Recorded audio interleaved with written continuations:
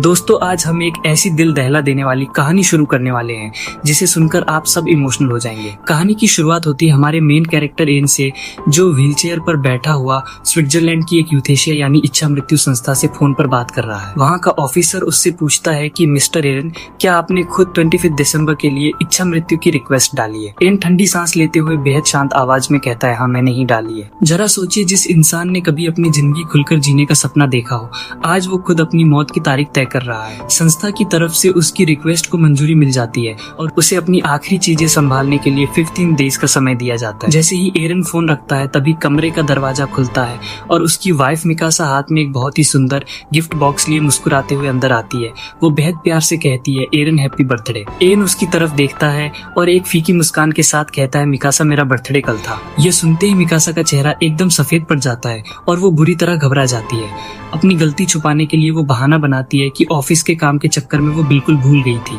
वो तुरंत एरन के पैरों के पास बैठ जाती है और उसके पैरालाइज पैरों की मालिश करने लगती है। वो इतनी मेहनत से मालिश करती है कि उसके हाथ लाल हो जाते हैं, लेकिन एरन को अपने पैरों में कोई महसूस नहीं होता। तभी अचानक मिकासा का फोन बजता है और स्क्रीन पर नाम देखते ही उसके चेहरे पर एक ऐसी सच्ची मुस्कान आ जाती है जो एरन ने पिछले कई सालों से नहीं देखी थी। मिकासा तुरंत खड़ी होती है और कहती है, एरन ऑफिस में एक बहुत अर्जेंट काम आ गया है, मैं अभी आती हूँ। और वो तेजी से बाहर भाग जाती है। मिकासा को इतनी खुशी से हंसते हुए देखकर एरन पुरानी यादों में खो जाता है। जब वे 18 इयर्स के थे तब दोनों एक दूसरे से पागलों की तरह प्यार करते थे। दोनों ने साथ मिलकर पढ़ाई की और देश की सबसे टॉप यूनिवर्सिटी की प्रवेश परीक्षा में 700 से ज्यादा मार्क्स लाकर इतिहास रच दिया था। सब कुछ बिल्कुल परफेक्ट चल रहा था, लेकिन कॉलेज शुरू होने से ठीक एक दिन पहले एक भयानक कार एक्सीडेंट हो गया। उस खतरनाक मोड़ पर एरन ने अपनी जान की परवाह न करते हुए मिकासा को धक्का देकर बचा लिया। दोस्तों यही वो पल था जिसने इन दोनों की जिंदगी को हमेशा हमेशा के लिए बदल दिया। मिकासा को एक खरोंच तक नहीं आई, लेकिन एरन ने हमेशा के लिए अपने दोनों पैर खो दिए। इसी साल एक प्लेन क्रैश में एन के माता पिता की भी मौत हो गई, जिससे वो गहरे डिप्रेशन में चला गया। मिकासा ने एन की ये हालत देखकर और समाज के मोरल प्रेशर में आकर ग्रेजुएशन के तुरंत बाद उससे शादी कर ली और वादा किया कि वो जिंदगी भर उसका साथ निभाएगी। पिछले 3 इयर्स से दुनिया की नजरों में वो एक परफेक्ट पत्नी बनी हुई थी, लेकिन ठीक 15 डेज पहले एरन के हाथ मिकासा की एक सीक्रेट डायरी लग गई। उस डायरी को पढ़कर एरन की रूह कांप गई। मिकासा ने उसमें लिखा था कि इस अपाहिज पति के साथ रहना उसके लिए एकदम घूंटू जेल जैसा है। वो हर पल घुट घुट कर जी रही है और उसने यहाँ तक लिखा कि काश एरन ने उसे एक्सीडेंट में न बचाया होता, ताकि उसे इस एहसान के बोझ तले न जीना पड़ता। डायरी के आखिरी पन्नों में उसने कबूल किया था कि उसे लाइट नाम के एक नए और तंदुरुस्त लड़के से प्यार हो गया है, जो बिल्कुल पुराने एन जैसा दिखता है। डायरी पढ़ने के अगले ही दिन एन के फोन पर लाइट का एक धमकी भरा मैसेज आया। लाइट ने लिखा था, एन मुझे पता चला है कि तुम्हारे पैर जिंदगी में कभी ठीक नहीं हो सकते। तुम एक अपाहिज हो, प्लीज मिकासा का पीछा छोड़ दो। तुम्हारी वजह से वो रोज अंदर ही अंदर मर रही है। अगर तुम्हें थोड़ी भी शर्म है तो उसे तलाक दे दो और हमारी जिंदगी से दूर चले जाओ। इसके साथ ही लाइट ने मिकासा की दर्जनों इंटीमेट तस्वीरें भेजी। कहीं मिकासा उसके लिए कॉफी बना रही थी, कहीं उसकी बाइक पर बैठकर सेल्फी ले रही थी, तो कहीं समंदर के किनारे उसके कदमों के निशानों पर चल रही थी। यह सब देखकर एरन का दिल पूरी तरह टूट चुका था, पर उस तीसरे बंदे की हिम्मत तो देखिए, वो यहीं पर ही नहीं रुका। लाइट उसे हर रोज नई तस्वीरें भेजने लगा, जिन पर टाइम और डेट का वाटरमार्क होता था। 25 नवंबर को वे पार्क में घूम रहे थे। 26 नवंबर को उन्होंने साथ में मिट्टी का बर्तन बनाया और 25 दिसंबर को वे एक रोमांटिक म्यूजिक कॉन्सर्ट में थे। ये सारी तारीखें और समय बिल्कुल उसी वक्त से मैच कर रहे थे जब मिकासा ने एरन को फोन करके कहा था कि वो ऑफिस में ओवर टाइम कर रही है। यहाँ तक कि कल जब एरन का जन्मदिन था और वो पूरी रात घर पर अकेले उसका इंतजार कर रहा था, तब मिकासा असल में लाइट के साथ आसमान में आतिशबाजी देख रही थी। अपनी पत्नी का यह भयानक धोखा देखने के बाद एरन ने खिड़की के पास बैठकर पूरी रात बिताई और अगली सुबह चुपचाप स्विट्जरलैंड की संस्था को अपनी मौत के सारे दस्तावेज भेज दिए। उसने फैसला कर लिया कि वो खुद को इस दर्द से और मिकासा को उसके एहसान के बोझ से हमेशा के लिए आजाद कर देगा। उसी शाम मिकासा जब घर लौटती है तो वो बहुत ही मीठी आवाज में कहती है, एरन चलो हम तुम्हारा बर्थडे सेलिब्रेट करते हैं, तुम जहाँ कहोगे मैं तुम्हें ले जाऊंगी। एरन उसकी तरफ ठंडी नजरों से देखता है और कहता है, मुझे स्विट्जरलैंड जाना है, मैं वहाँ की पहली बर्फबारी देखना चाहता हूँ। मिकासा हैरान हो जाती है और कहती है, लेकिन यहाँ भी तो 1 महीने में बर्फ गिरने वाली है और तुम्हारी तबीयत ठीक नहीं है, इतनी दूर जाना सही नहीं होगा। लेकिन एन अपनी जिद पर अड़ा रहता है, क्योंकि वो जानता है कि उसकी जिंदगी के सिर्फ 15 डेज बचे हैं। हर बार लाइट से मिलने के बाद मिकासा के अंदर जो गिल्ट पैदा होता था, उसी के कारण वो एरन की बात मान जाती है और क्रिसमस के दिन की स्विट्जरलैंड की फ्लाइट टिकट बुक कर देती है। एरन तुरंत अपने फोन में एक टाइमर सेट करता है, जिसका नाम वो रखता है डेथ काउंटडाउन। अगली सुबह एरन टेबल पर बैठकर कुछ लिख रहा होता है। मिकासा सुबह 10 बजे सोकर उठती है और डायरी में झांकती है जहां एरन ने अपनी आखिरी इच्छाओं की एक लिस्ट बनाई हुई थी। उसमें लिखा था पुराने घर जाना, दोस्तों से मिलना, झील के किनारे कबूतरों को दाना खिलाना और एक बार में जाकर जमकर शराब पीना। मिकासा मुस्कुराते हुए कहती है, तुमने 7 इयर्स की उम्र में भी ऐसी ही एक विश लिस्ट बनाई थी ना, बंजी जंपिंग और स्कीइंग जैसी चीजें। मैं तुमसे इतना प्यार करती थी कि तुम्हारे साथ कहीं भी कूदने को तैयार हो जाती थी। एरन कहता है, हाँ, बहुत दिनों बाद तुम्हें इस तरह हंसते हुए देखा है। ये सुनते ही मिकासा की मुस्कान गायब हो जाती है और वो असहज हो जाती है। तभी उसका फोन बजता है और वो फिर से ऑफिस का काम कहकर घर से निकल जाती है। एरन मुस्कुराता है और अपनी डायरी के हेडिंग को बदलकर लिख देता है, इच्छा मृत्यु की आखिरी लिस्ट। तभी लाइट का एक और मैसेज आता है जिसमें वो मिकास की कार की फ्रंट सीट पर बैठा हुआ था। एरन अब रोता नहीं है बल्कि वो उस फोटो का प्रिंट आउट निकालता है और उसे दराज में बंद कर देता है जहाँ उसने लाइट के भेजे सारे सबूत जमा कर रखे हैं। वो मरने से पहले मिकासा के सामने लाइट का असली और लालची चेहरा लाना चाहता है। अगले कुछ दिनों तक मिकासा बिजनेस ट्रिप के बहाने गायब रहती है और लाइट जानबूझकर उसकी लोकेशन एरन को भेजता रहता है। एरन अकेले ही व्हीलचेयर पर अपनी 10th विश पूरी करने एक खूबसूरत पार्क में जाता है। तभी उसकी नजर दूर बैठे मिकासा और लाइट पर पड़ती है जो एक ही थाली में एक दूसरे को खाना खिला रहे थे। अचानक मिकासा खड़ी होती है, स्टेज पर खड़े एक स्ट्रीट सिंगर से गिटार लेती है और माइक पर कहती है, ये गाना मेरे सबसे प्यारे लड़के लाइट के लिए। मिकासा बेहद खूबसूरत और सुरीली आवाज में एक रोमांटिक गाना गाने लगती है। आसपास के लोग उसकी तारीफ करने लगते हैं और एक लड़का पूछता है, क्या यह कोई ओरिजिनल गाना है? व्हीलचेयर पर बैठा एरन अपनी आंखों में आंसू लिए धीरे से बुदबुदाता है, हाँ, ये ओरिजिनल है, इसे इसने 16th ईयर्स की उम्र में खुद कंपोज किया था। अब देखना यह है कि क्या एरन वाकई में इस दुनिया को अलविदा कह देगा या फिर मिकासा को अपनी गलती का एहसास समय रहते हो जाएगा। दोस्तों, एरन की आंखों से आंसू रुकने का नाम नहीं ले रहे थे क्योंकि वो गाना कभी उसके लिए बना था। जब वे हाई स्कूल में थे तब मिकासा ने खुद उस गाने को कंपोज किया था और पूरा स्कूल एरन के लिए चिल्लाता था। लेकिन आज वक्त बदल चुका था और वो गाना अब एरन के लिए नहीं बल्कि लाइट के लिए था। एरन को इस तरह रोता देख वहाँ मौजूद लड़के चौंक जाते हैं और उसे टिश्यू पेपर देते हैं। एरन अपनी आंखों को साफ करता है और चुपचाप वहाँ से अपनी व्हीलचेयर लेकर चला जाता है। इसके बाद एरन अपनी लिस्ट की 90 विश पूरी करने अपने पुराने स्कूल जाता है। वो उस मैदान और लाइब्रेरी को देखता है जहाँ कभी उन दोनों ने खूबसूरत वक्त बिताया था। तभी एरन की नजर उस पेड़ पर पड़ती है जिसे मिकासा ने खुद अपने हाथों से लगाया था और उसकी जड़ पर लिखा था, मिकासा हमेशा एरन से प्यार करेगी। एरन अपनी जेब से चाकू निकालता है और उस लिखे हुए नाम को हमेशा के लिए मिटा देता है क्योंकि जो प्यार अब बचा ही नहीं उसे संभाल कर रखने का कोई फायदा नहीं था। इसके बाद एरन सीधा सरकारी ऑफिस जाता है ताकि वो अपना नाम हमेशा के लिए सरकारी रिकॉर्ड से हटा सके। वहाँ का ऑफिसर कहता है कि बिना मौत के यह मुमकिन नहीं है। तब एरन अपनी इच्छा मृत्यु का सर्टिफिकेट और डिप्रेशन की मेडिकल रिपोर्ट दिखाता है। एरन कहता है कि मेरा इस दुनिया में कोई नहीं है और मैं नहीं चाहता कि मेरे जाने के बाद कोई परेशान हो। ऑफिसर उसकी बात मान लेता है और एरन वहाँ से बाहर आ जाता है। जैसे ही एरन ऑफिस से बाहर आता है तभी सामने से मिकासा आ जाती है। वो एरन को वहाँ देखकर हैरान हो जाती है और पूछती है कि तुम यहाँ क्या कर रहे हो। एरन उससे उल्टा सवाल पूछता है कि तुम यहाँ क्या कर रही हो, तो मिकासा घबरा जाती है और कहती है कि वो बस दोस्तों के साथ खाना खाने आई थी। तभी कार का दरवाजा खुलता है और लाइट बाहर आता है। वो बड़े प्यार से एरन को जीजाजी कहता है और पूछता है कि आप यहाँ क्या कर रहे हैं। एरन उसकी तरफ ध्यान नहीं देता और कहता है कि मैं अपने बर्थडे की विश पूरी करने आया था और अब फोटो खिंचाने जा रहा हूँ। लाइट तुरंत कहता है कि हम भी आपके साथ चलेंगे क्योंकि मेरी चॉइस बहुत अच्छी है। वे तीनों फोटो स्टूडियो पहुंच जाते हैं जहां काउंटर पर बैठा आदमी मिकासा और लाइट को देखकर समझता है कि वो दोनों पति पत्नी हैं और उनके लुक की तारीफ करता है। यह सुनकर मिकासा घबरा जाती है और कहती है कि मेरे पति पीछे व्हीलचेयर पर बैठे हैं। वहाँ खड़ा स्टाफ माफी मांगता है क्योंकि मिकासा और लाइट सच में एक कपल जैसे दिख रहे थे। एरन ये सब चुपचाप देखता रहता है और उसे अपनी पुरानी बातें याद आने लगती हैं जब वो और मिकासा घंटों बातें किया करते थे, पर आज उनके बीच सिर्फ एक अजीब सा सन्नाटा था। इसके बाद लाइट एक नया आइडिया देता है और कहता है कि जीजाजी के पैर खराब हैं, इसलिए पहले मैं और मिकासा फोटो खिंचाकर पोज चेक कर लेते ताकि बाद में जीजाजी को आसानी हो। एरन के कुछ बोलने से पहले ही लाइट उसे लेकर चला जाता है। स्टूडियो के अंदर दोनों कैमरे के सामने हंसने लगते हैं और लाइट बड़े प्यार से मिकासा के गालों को छूता है।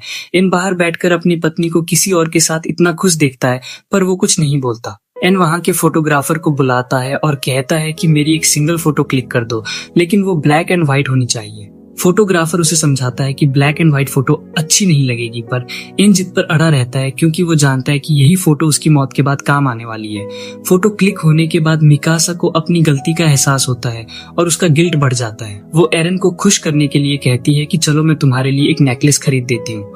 वे तीनों मॉल जाते हैं जहाँ अचानक मिकासा को ऑफिस का एक फोन आता है और वो बात करने के लिए बेसमेंट की तरफ चली जाती है। एरन कहता है कि मुझे कुछ नहीं खरीदना, और मैं घर जा रहा हूँ। जिसके बाद लाइट उसकी व्हीलचेयर को लिफ्ट की तरफ ले जाने लगता है। तभी अचानक मॉल में फायर अलार्म बज जाता है और चारों तरफ भगदड़ मच जाती है। लोग जान बचाने के लिए भागने लगते हैं और उस भीड़ में एरन की व्हीलचेयर पलट जाती है। एरन जमीन पर गिर जाता है और लोग उसके ऊपर पैर रखकर भागने लगते हैं। एरन किसी तरह साइड की रेलिंग को पकड़ता है और ऊपर देखता है। वो देखता है कि मिकासा भीड़ को चीरती हुई अंदर आ रही है और वो सीधे जाकर लाइट को गले लगा लेती है। मिकासा रोते हुए कहती है कि तुम ठीक तो हो ना, मुझे बहुत डर लग रहा था। लाइट जमीन पर गिरे हुए एरन की तरफ देखता है और कहता है कि जीजाजी नीचे गिर गए हैं। मिकासा पीछे मुड़ती है और एरन की हालत देखकर दंग रह जाती है। वो तुरंत लाइट को छोड़ती है और एरन को उठाते माफी मांगती है कि भीड़ की वजह से उसने एरन को नहीं देखा था। एन बिल्कुल शांत रहता है, जैसे उसे कोई फर्क ही नहीं पड़ा हो।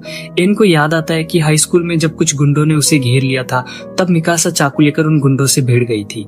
मिकासा के पास आज भी किसी के लिए जान दांव पर लगाने की हिम्मत थी, बस वो इंसान बदल चुका था। घर आने के बाद मिकासा बहुत रोती है और एरन के जख्मों पर पट्टी लगाती है। वो अगले कुछ दिनों तक एरन को छोड़कर कहीं नहीं जाती और हर वक्त उसके पास रहती है। एक रात जब सब सो जाते हैं, तब एरन व्हीलचेयर से स्टडी रूम में जाता है और मिकासा की डायरी खोलता है।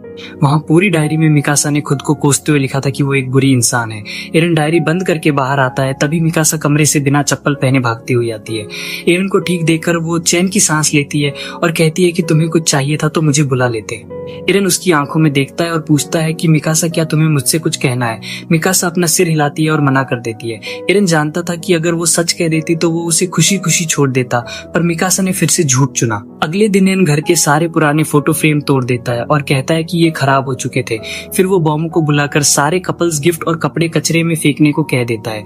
मिकासा पूछती है तो वो कहता है कि इनमें फंगस लग गया था। एरन धीरे धीरे अपने कमरे से अपनी हर एक चीज को हटा देता है और पूरा कमरा खाली हो जाता है, पर मिकासा का ध्यान इस तरफ कभी नहीं जाता। एरन के माता पिता की पुण्यतिथि पर दोनों कब्रिस्तान जाते हैं। एरन कब्र के सामने हाथ जोड़कर कहता है कि मम्मी पापा, आप वहाँ ठीक तो है ना? आप मेरी चिंता मत करना, हम बहुत जल्द मिलने वाले हैं। ये सुनकर मिकासा का दिल बैठ जाता है, क्योंकि एरन ने कभी ऐसी बातें नहीं की थी। वो कुछ पूछने ही वाली होती है कि तभी पीछे से लाइट की आवाज आती है।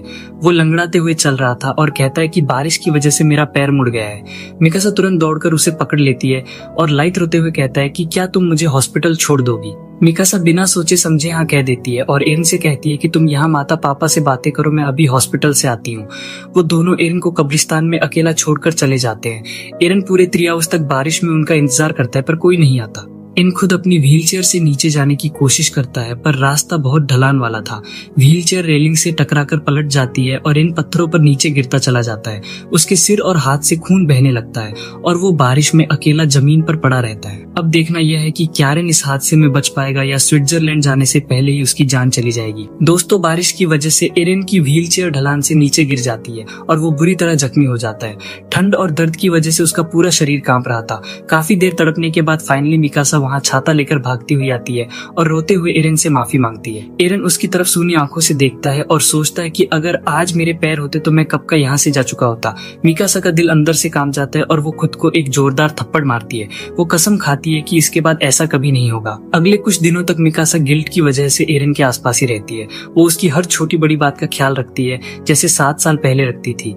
लेकिन एरन जानता था कि बीता हुआ वक्त कभी लौटकर नहीं आता और वो बस अपने आखिरी दिन गिन रहा था। क्रिसमस की रात दोनों की फ्लाइट स्विट्जरलैंड लैंड करती है। होटल पहुंचते ही मिकासा को एक फोन आता है और वो कहती है कि ऑफिस में बहुत जरूरी काम है, इसलिए मुझे अभी वापस इंडिया जाना होगा।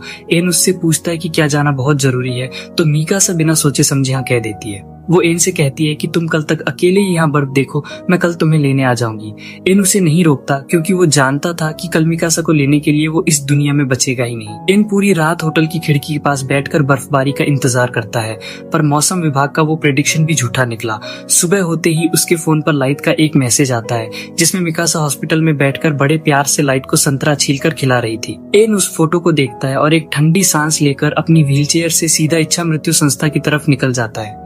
अंदर जाने से पहले वो आखिरी बार आसमान को देखता है और सोचता है कि मिकासा की तरह इस मौसम ने भी मुझे धोखा दे दिया। वो मुस्कुराता है और मौत के कमरे की तरफ बढ़ जाता है। वहाँ के डॉक्टर उससे पूछते हैं कि क्या आप अपनी वाइफ के लिए कोई आखिरी मैसेज छोड़ना चाहते हैं, तो एन मना कर देता है।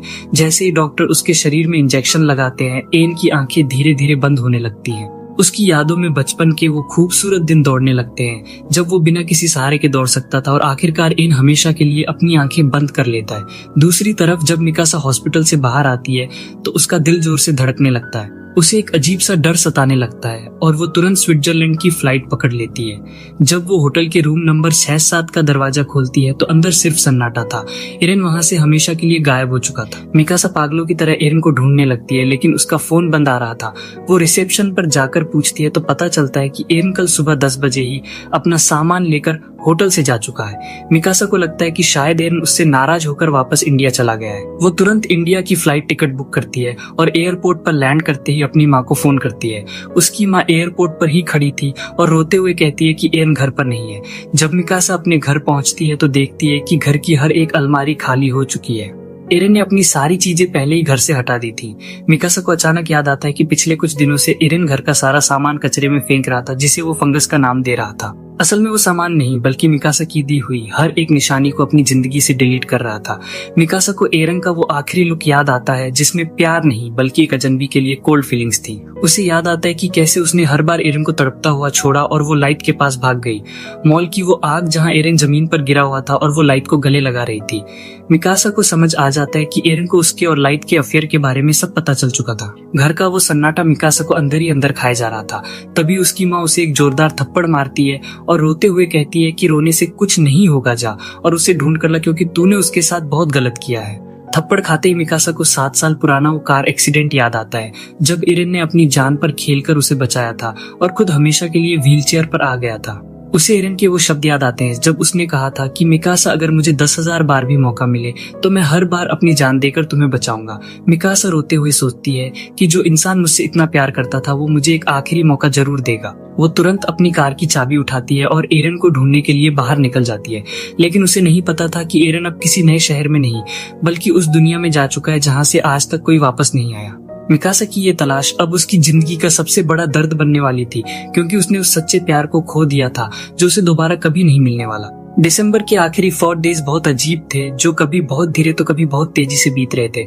मिकासा पागलों की तरह हर उस जगह जा रही थी जहां एरिन के होने की उम्मीद थी। वो उस हॉस्पिटल गई जहां एरिन का इलाज चल रहा था। वहां के डॉक्टर ने बताया कि एरिन 1 महीने पहले आखिरी बार अकेले आया था और जब उसे पता चला कि उसके पैर कभी ठीक नहीं हो सकते तो उसने दोबारा आना बंद कर दिया। मिकासा उन पुरानी गलियों में गई जहां वे अक्सर घूमा करते थे। वहां के एक दुकानदार ने बताया कि एरिन कुछ दिन पहले अकेला आया था और जब मैंने पूछा कि तुम्हारी वाइफ साथ क्यों नहीं आई तो उसने हंसते हुए सिर्फ 5 वर्ड्स कहे कि हमारा तलाक होने वाला है। मिकासा दौड़कर अपने पुराने स्कूल पहुंची तो वहां के गेटकीपर ने बताया कि एरिन कुछ दिन पहले आया था। उसने अपने पुराने दोस्तों को एक आखिरी बार पार्टी दी थी जहां उसने बहुत ज्यादा शराब पी रखी थी और वो हंसते हुए कह रहा था कि तुम सब हमेशा खुश रहना और मुझे कभी याद मत करना। मिकासा को समझ नहीं आ रहा था कि अगर एरिन को उसे छोड़ना ही था तो वो सीधे तलाक मांग सकता था, लेकिन वो अपनी टूटी बॉडी के साथ हर पुरानी जगह जाकर सबको गुड बाय क्यों कह रहा था। बाहर तेज बर्फबारी हो रही थी और मिकासा का दिल भी उस बर्फ की तरह पूरी तरह सुन्न हो चुका था। उसने अपने फोन से बाहर की बर्फबारी की एक फोटो क्लिक की और एरिन को सेंड कर दी। उसने मैसेज में लिखा, एरिन देखो बाहर कितनी बर्फ गिर रही है, क्या तुम अब भी मुझसे नाराज हो, प्लीज वापस आ जाओ। मिकासा पागलों की तरह बिना सोचे समझे लगातार मैसेज टाइप करके भेजे जा रही थी, लेकिन वहां से कोई जवाब नहीं आ रहा था। पूरा चैट बॉक्स मिकासा के मैसेजेस से भर चुका था पर उधर से सिर्फ सन्नाटा था।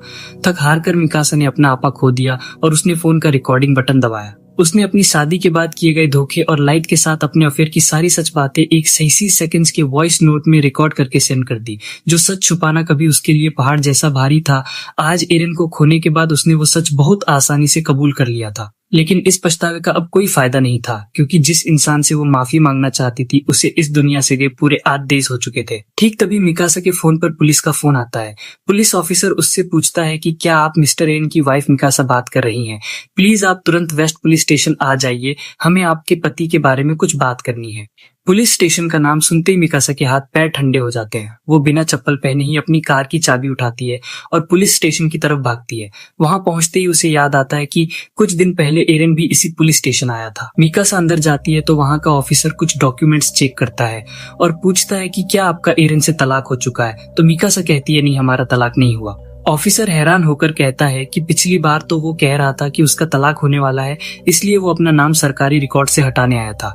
मिकासा को लगता है कि एरन ने शायद जानबूझकर तलाक नहीं मांगा ताकि वो गायब होकर मिकासा को अपनी गलती का एहसास करा सके। वो खुद को दिलासा दे रही थी कि सब कुछ ठीक हो जाएगा और वो ऑफिसर से पूछती है कि क्या एरन अपना नाम रिकॉर्ड से हटवाने आया था। ऑफिसर अपनी टेबल पर रखे भारी भरकम डॉक्यूमेंट्स को उठाता है और गंभीर आवाज में कहता है कि उस वक्त वो जिंदा था, इसलिए मैंने उसका नाम रिकॉर्ड से नहीं हटाया, लेकिन अब तुम यहाँ उसके बचे हुए काम पूरे कर सकती हो क्योंकि अब उसका नाम हमेशा के लिए हटाया जा सकता है। मिकासा हैरान होकर पूछती है कि आप ये क्या कह रहे हैं। तो ऑफिसर कहता है कि कल हमें स्विट्जरलैंड की संस्था से एरन का डेथ सर्टिफिकेट मिला है और एम्बेसी ने भी इस बात को कंफर्म कर दिया है। डेथ सर्टिफिकेट का नाम सुनते ही मिकासा के पैरों तले जमीन खिसक जाती है। वो चिल्लाते हुए कहती है कि झूठ है, वो मुझसे नाराज होकर कहीं चला गया है, वो मर नहीं सकता। अभी कुछ दिन पहले ही उसने अपना 4th जन्मदिन मनाया है और वो स्विट्जरलैंड सिर्फ बर्फबारी देखने गया था, तो वो मुझे छोड़कर कैसे जा सकता है। मिकासा पागलों की तरह अपने बाल नोचने लगती है और दर्द से तड़पती हुई पुलिस स्टेशन के फर्श पर बेहोश होकर गिर जाती है क्योंकि उसे समझ आ गया था कि एरन ने जो भी इच्छाओं की लिस्ट बनाई थी वो असल में उसकी आखिरी वसीयत थी जिसे पूरा करने वो अपनी मौत के पास खुद गया था। दोस्तों, क्या सच में एरन इस दुनिया को छोड़कर जा चुका है या फिर मिकासा की जिंदगी में अभी कोई और भयानक तूफान आना बाकी है? इस दर्दनाक कहानी का अगला पार्ट बहुत जल्द आने वाला है, जिसे देखने के लिए चैनल को अभी सब्सक्राइब कर लो। अगर आपको एरन का सच्चा प्यार पसंद आया हो तो वीडियो को एक लाइक जरूर करना। इस पार्ट का टारगेट है सिर्फ 5 के लाइक्स का और मुझे पूरा भरोसा है कि आप लोग इस टारगेट को तुरंत पूरा कर देंगे।